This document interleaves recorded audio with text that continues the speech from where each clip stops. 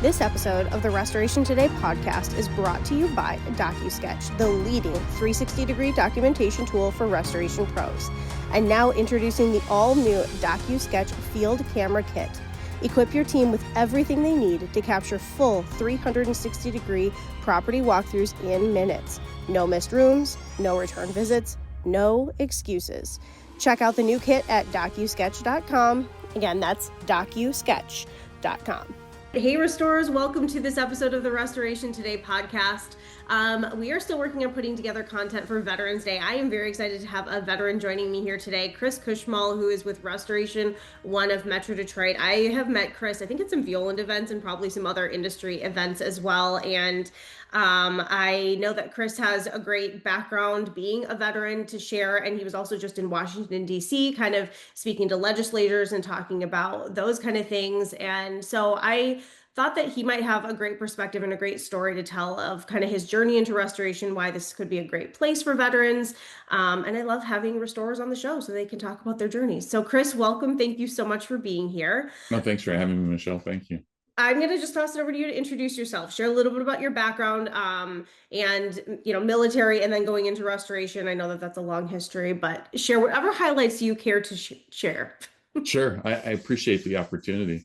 So my name's Chris. I coming out of high school, I enlisted in the military right out of high school. And that was back in 1989. I enlisted in the Army, and I joined the infantry. My father is a Vietnam vet. He retired from the military as a sergeant major. It was just one of those things. It was just kind of a calling. It was serve your country, and gain the experience of it. I served enlisted. I got out right after Desert Storm. And I started college. I went to the University of Michigan for school, and I joined the ROTC program there. And I was commissioned as a lieutenant and went right back in the infantry as a lieutenant. Served in the 82nd Airborne, deployed to Kosovo, peacekeeping operation, and gained a lot of great experience from it. And I got out of the military in 2000. Okay. So what was your journey in 2000? Did you go right into restoration then, or was it kind of a journey toward getting here? I was recruited by a GE Capital company, and Okay. and they hired me to do process improvement, Six Sigma. Yep. The company was very much look, we can teach you Six Sigma, we can teach you process improvement. We want to hire you for your leadership skills, and that was a great opportunity for me. I served in I was in the corporate world for 18 years, and in 2018 I decided to take the leap and buy a Restoration One franchise. So what was in restoration, there are a lot of franchises out there. So what was it like as you were exploring your franchise opportunities? What kind of what made you go toward Restoration One instead of maybe some of the other options that are out there? What drew you in? Yeah. So, and that was in itself a journey. I'm sure. I was actually Restoration One was the first one to reach out to me, and they did it on LinkedIn. Okay. They reached out with a letter and said, we like your background. We think you'd be a perfect fit. And I replied and laughed and said, I don't know anything about restoration. I don't know the first thing. And they said, look, we're not looking for you to be on the truck. We're looking for you to run a business. Mm-hmm. I had just recently finished an MBA at Michigan, and I was interested in running my own business. So it was a great introduction to franchising. From there, I started looking at a number of different franchises, some of the largest, and looked at the territory they had available. I think some of that has an impact on who you decide to go with. I started to learn about programs and program work as I did that research, and went back to Restoration One and said, you don't do any program work. that's a big difference here between your franchise and others. Why is that? And they were very honest and direct and said, we're not looking to work for the insurance company. We want to work for the homeowner or the business owner, and provide an amazing service for them. And that really resonated with me. I I want to be able to help people in their time of need, and not necessarily have to follow program rules, and which may be limiting at times. So that was one of the key factors. The other is the culture. Yeah. I got a chance to talk to a lot of different Restoration One owners, something that I do now today. But I got a chance to talk to a lot of different Restoration One owners about their experience. Mm-hmm. And they were so open and honest, and it ends up that is probably the one of the biggest things that I really love and enjoy about Restoration One, are all the other owners that I get to interface with. I'm in a peer group with. I learn from them, try to provide some of my knowledge and experience that I'm having, but every meeting we have, I take away, a handful of things that I can go and implement in my business. And so that's really helped me grow the business.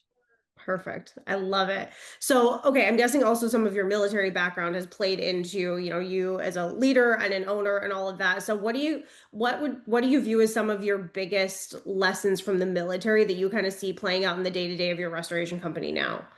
Yeah. Gosh, the first thing that I think of is that you really need a team. It's not an individual effort. It is a team effort. In my first year of the business, I'd reached out to an old friend of mine, one that I served with in the 82nd Airborne in the late 90s. And I talked to him about the business and what I did. He was living in New Mexico at the time, and I was able to get him to come to a Restoration One conference. It was in Las Vegas, Okay. I think in January of 2019. So I hadn't even hit my 1 year mark, but he got a chance to meet the other owners. He got a chance to get an understanding of what restoration was. And in April of that year, I got him to come up for 2 weeks and just participate in the work that we were doing in the business. By August, I had him moved up here from Mexico, and he joined with me and joined the business. And since then, we've been focused on hiring as many veterans as we can. So we're both vets. We're both disabled vets, and take a lot of pride in our military service, and try and find other veterans that are looking for work. And I talk to veterans all the time about owning their own business, and leaving the military and doing something on their own, that sort of thing. But that's probably the biggest piece is finding people that have shared goals, shared aspirations. When we go in, so this business is emergency services, right? We get a call, we go in the middle of a crisis, right? Somebody is dealing with a major issue in their home. It could be a flooded basement. And we come in and calm things down and get to work to help. That's not all that different than serving in the military. You get called in the middle of a crisis to go in and help. So it really fits with what we enjoy at heart. Yes. So what kind of things do you tell veterans? You just talked about some of it, but that might come out of the military feeling. I know it sounds like you had a pretty good direction, but some feel a little lost trying to find like, man, I had a very defined purpose when I was in the military, and now I'm out and this is different. So how does restoration kind of cater to that? And how is that, I think, probably help fulfill that need for you? What do you tell veterans who are coming out in that kind of area? And so I got out, it feels like a long time ago, but I can tell you I struggled, just like every other veteran. And I believe what I was missing when I first came out of the military was the camaraderie of the work that you do with the people at work. Sure. It's just different, right? You have the purpose in the military is there, the tasks, the leadership structure, the organization. You're focused on training for the next event, right? You come out of the military, and it's just not the same in business. You struggle to look for camaraderie. I didn't realize it at the time, but that's truly what I was looking for. And I would have glimmers of that in some of the businesses that I worked in, and that sort of thing. But it changed when I got the opportunity to own my own business. Now the culture is mine to set as a foundation and grow with, and who you add to the organization has a huge impact on how your business approaches your clients and how it does its work. Yeah. So I was doing a little bit of reading and more research on you as I was preparing for this, and I found an article where you were talking about leading with strength and calm at the same time, which I loved, the kind of the intersection of those two things, because those aren't necessarily things that people would necessarily put together in their heads. So for you as a leader, what does that look like? What does strength and calm together look like for leadership? Yes. So when I show up on a job site or when I'm talking to somebody on the phone, I want to make sure that I calm them down and make sure that they understand that we're going to be able to help them and take care of this, help them with their claim. We work with all carriers, so I want to be able to then, share that experience and just make sure they feel comfortable with who they're inviting into their home. It's a big deal. You're very vulnerable at that point, and now you have strangers coming into your house. So you have to be very calm when you do that, but you also have to be very focused on what needs to be done, and you need to share that information. This is what we're going to do first, second, and third, and this is what you can expect by this time. And then you have to provide that leadership direction to your team so everything goes the way that you expect it to go. Yeah. Yep. Perfect. Okay. So kind of in that thread of how you serve your customers, Metro Detroit is a very saturated market when it comes to restoration companies. I've joked with people before. Tell me about it. It's like there's a restoration company on every corner here, practically. They're everywhere. And I see trucks all the time. I'm like, I've never even heard of that company. And I live here and I'm in the industry. And so there's a lot here. So give some of your best advice for other people that might be in crowded markets across the US for standing out against the competition in a crowded market. Because it does go beyond like a pretty brand and these kind of things. Like what makes you stand out against the competition when when there's a lot? Yeah, and I think your restoration brand, your franchisor, really helps you get a foundation for that. Right? They're helping you with the website. They're helping you with structure around how you appear to the market. The wrap on the vehicle. Those are all that's all great foundational things, right? You show up in a rusted out van, it's going to reflect on your business. Absolutely. It may not be an accurate reflection, but it's definitely going to reflect. So looking professional, having the right attire, those are some of the things that I see in all of the reviews that I get. On time, look professional, right, is usually the start of it. But your reviews are on Google and other platforms are absolutely critical to stand out against others, right? It doesn't matter if I recommend something or my mother recommends something to somebody, they're still going to go and check the reviews to make sure that they're a reputable company and that they don't have any bad reviews, or if there are any negative items that it's addressed or it's responded to and explained well. I think that's extremely important.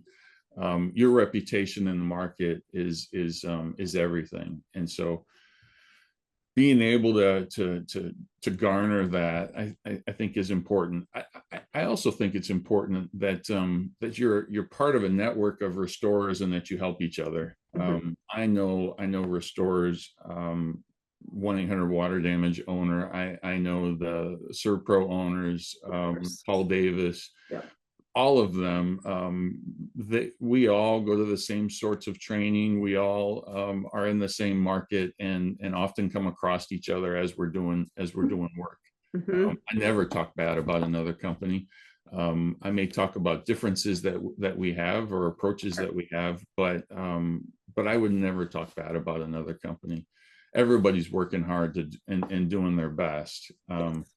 I think it comes down to training Mm-hmm. and certifications. I've got a wall up in my office of everybody's certification, IIC certification, Mm-hmm. and we take pride in their ability to go through all the different courses, the water, ASD, Yeah.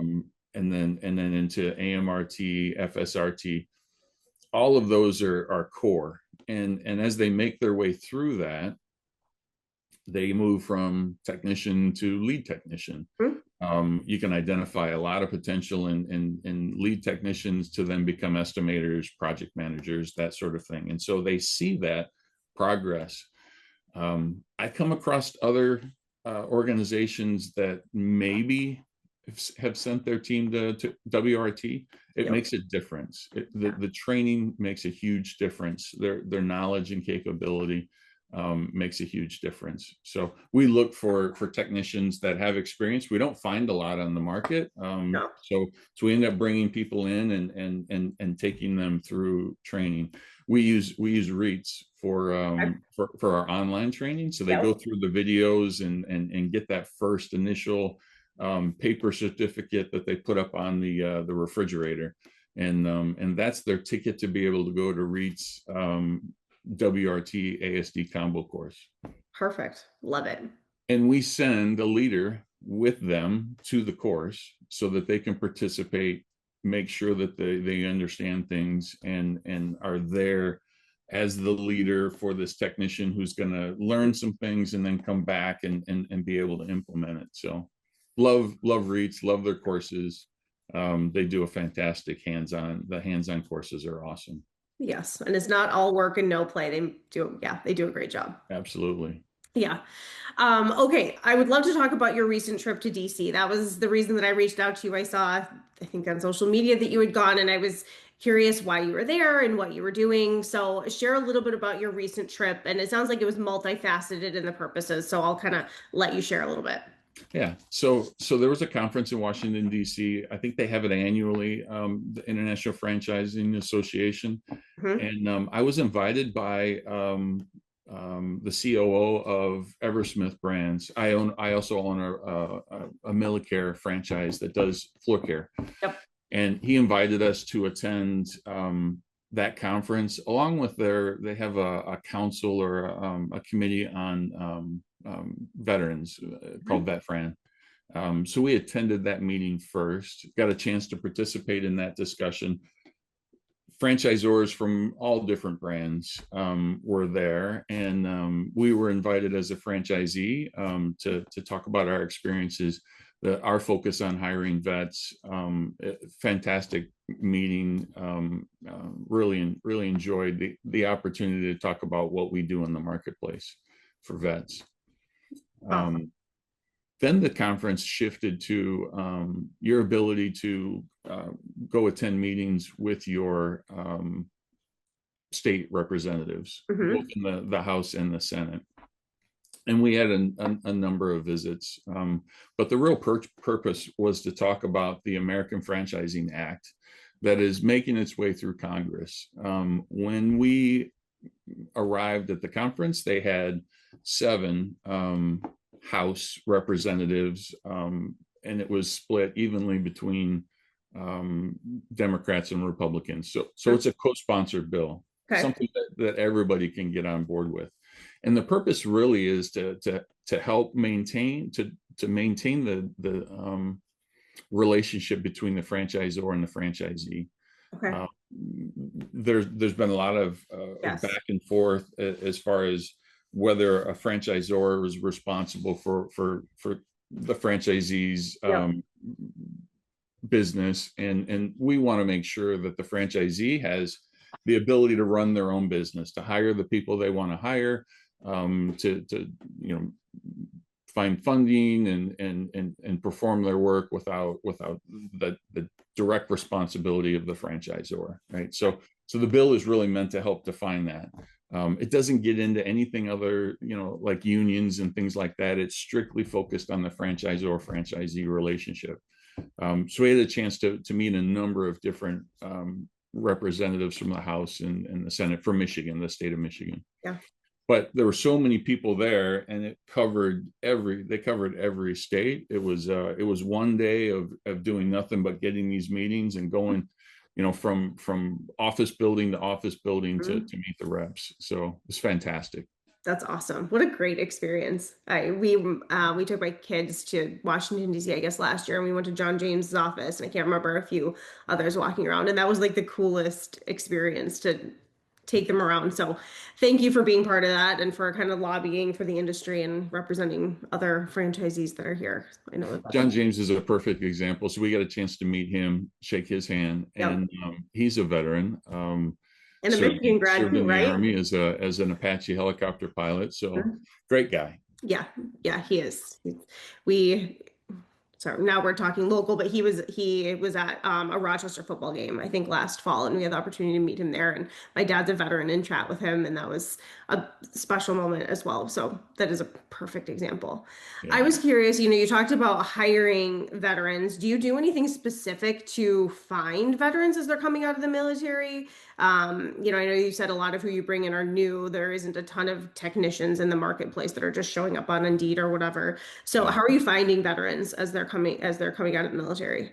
We've done a number of different things. The state of Michigan has a job board where you can post positions specific for hiring veterans. We've done it with Indeed job postings as well, and we'll say veterans preferred on there. You don't have to be a veteran in order to apply, but we want to call out that we're a veteran organization, and that we're looking to hire vets. And then we have the Department of Labor has an award that they give out for hiring vets. It's for hiring, training, and retaining veterans, and we've won that award 4 years in a row.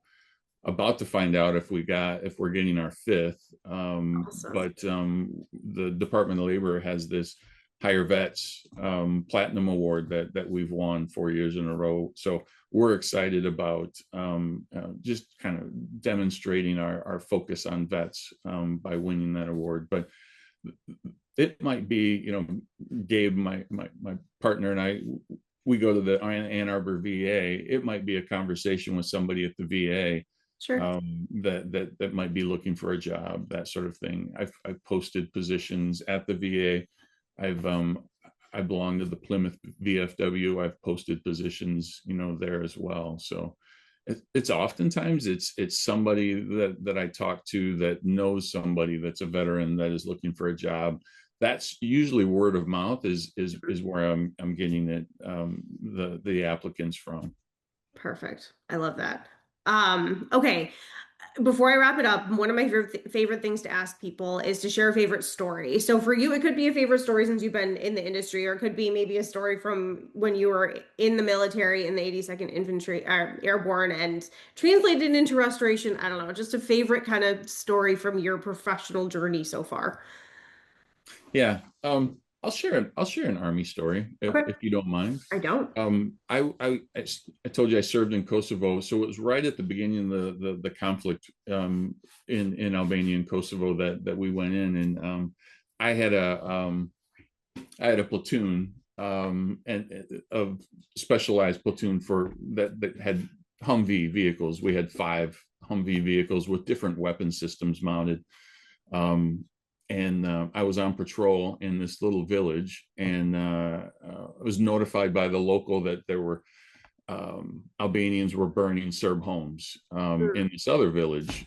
So we headed down that village, got through a roadblock, worked our way up to the houses that were on fire, and I had a squad of infantry in my Humvee, and I had them dismount and start moving. And as my lead vehicle made the corner, they were fired on, they were fired upon, and started returning fire. So we're in this firefight going back and forth. I'm on the radio notifying the engagement that we're in. There was a quick reaction force on a Black Hawk helicopter Okay. that was on station, that was nearby. We had an Apache helicopter, we had a Marine Corps Cobra helicopter, so I had all kinds of support. And this aircraft lands, this Black Hawk lands, and a quick reaction force squad comes off, and it was actually Gabe Ariola, my now partner, that came off of that helicopter, right? So we weren't in the same platoon at the time. He was in a different company, but here he comes right towards me. I point out in the low area, in this wooded area where the enemy was at, and he and his squad hauled down to that area. Was in there for about 15 minutes. Comes out with two guys by the neck, and we arrest them, right, for the firefight. That just goes to the relationship that we have, the trust that we have. I had his life in my hands, and mine in his. That's how important veterans are to each other, right? The shared experiences that we have are really, really important to us. So I look to hire veterans for the camaraderie, for the culture, for the experiences that we've had, to support each other, that sort of thing. It's really important to me. So a little story that was a long time ago, but one that stays with you. Well, and the relationship is stayed, so that's a great story. Yeah. Perfect. Well, thank you so much for your service, first of all, and thank you for joining the podcast and for sharing your stories and your wisdom and all of that. Anything else that you want to add before we wrap it up? No, thanks for having me. And I did forget to mention, after that day with the IFA, I think it was 10 more representatives have signed on to the bill. So it is getting co-sponsored and growing. And I thank Millicare for taking me to that conference. It was a great experience, one that I hope to get to do again. Awesome. Perfect. Well, Chris, thank you so much. I hope you enjoy the rest of your day in the beautiful Michigan weather, and I really appreciate your time. Thanks. Go Blue. Go green. For more Restoration Today and the latest news, visit our website, cnrmagazine.com, and find the latest episodes of the Restoration Today podcast on your favorite podcasting platform.